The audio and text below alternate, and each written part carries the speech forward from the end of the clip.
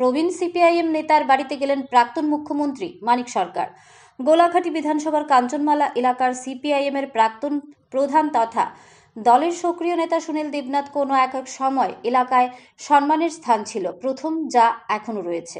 তিনি দলের কাছে যেমন সম্মানের ছিলেন, তার পাশাপাশি এলাকার প্রতিটি মানুষের কাছে সম্মানিত ব্যক্তি হিসেবে পরিচিতি লাভ করেন। বিগত বাম আমলে এলাকায় যে কোনো মীমাংসা সভায় সিপিআইএম নেতা সুনীল দেবনাথের কথাই ছিল শেষ কথা।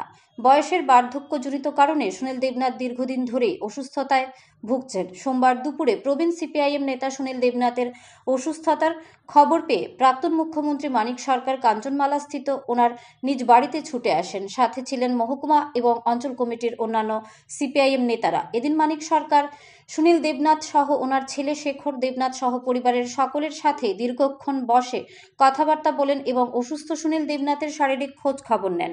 এদিন প্রাক্তন মুখ্যমন্ত্রী মানিক সরকার সাংবাদিকদের ক্যামেরার মুখোমুখি হয়ে বর্তমান সরকারের তীব্র সমালোচনা করতে গিয়ে বলেছেন, বর্তমান বিজেপি সরকার সাধারণ মানুষকে মিথ্যে প্রলোভন দেখিয়ে সরকারে এসেছে এবং ক্ষমতায় আসার পর সাধারণ মানুষ বুঝতে পেরেছে যে তারা মিথ্যা প্রলোভনের শিকার হয়েছিল। তিনি এদিন আরও বলেছেন, স্বাধীনভাবে বসবাস করতে হলে শাসক দলের হুমকিকে উপেক্ষা করে প্রতিবাদ গড়ে তুলতে হবে। ব্যুরো রিপোর্ট, আরই, ধর্মনগর। সুনীল দাকে দেখতে এসেছি। তিনি অসুস্থ অনেকদিন যাবৎ, আগের মতো ঘর থেকে বেরোতে পারেন না। আমাদের এই এলাকার পার্টির নেতা, পার্টি গড়ে তোলার ক্ষেত্রে প্রথম যে দু চারজন ভূমিকা নিয়েছিলেন, তিনি তাদের মধ্যে অন্যতম। অত্যন্ত জনপ্রিয়, ভালো মানুষ, সৎ মানুষ, স্বচ্ছ মানুষ।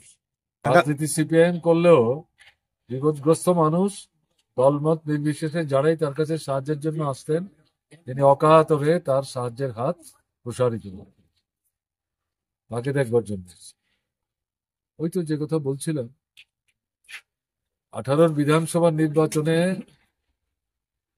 অসত্য প্রতিশ্রুতি দিয়ে মানুষকে প্রলোভনের ফাঁদে আটকে বিভ্রান্ত করেছিল।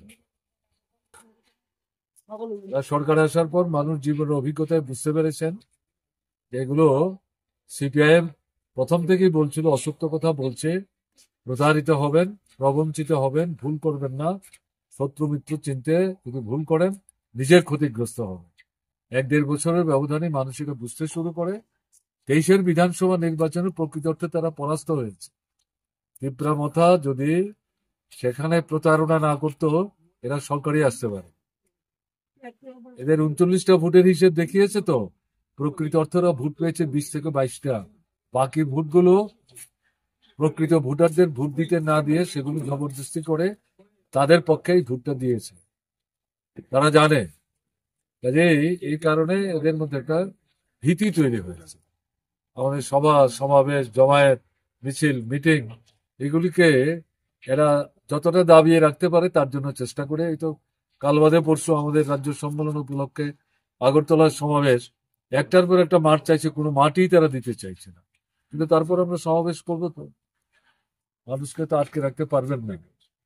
কেমন না, মানুষের তো ক্ষুধার জ্বালা যন্ত্রণা তো দূর করতে হবে, আয় উপার্জনের ব্যবস্থা করতে হবে, ছেলে মেয়েদের পড়াশোনার ব্যবস্থা করতে হবে, হাসপাতালে চিকিৎসার সুযোগ চাই, রোজগার চাই, কেনবার ক্ষমতা চাই।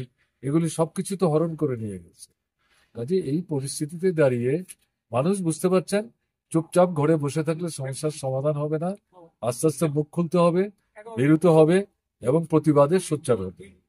শুধু সিপিআইএম আর বামফ্রন্ট করবে তা না, সাধারণ মানুষ এটা বুঝতে শুরু করেছেন। এমনকি বিজেপির যারা সাধারণ সমর্থক, তাদের মধ্যে যাদের সততা নিষ্ঠা আছে, তারা এগুলো এখন মন খুলে বলতে শুরু করেছে।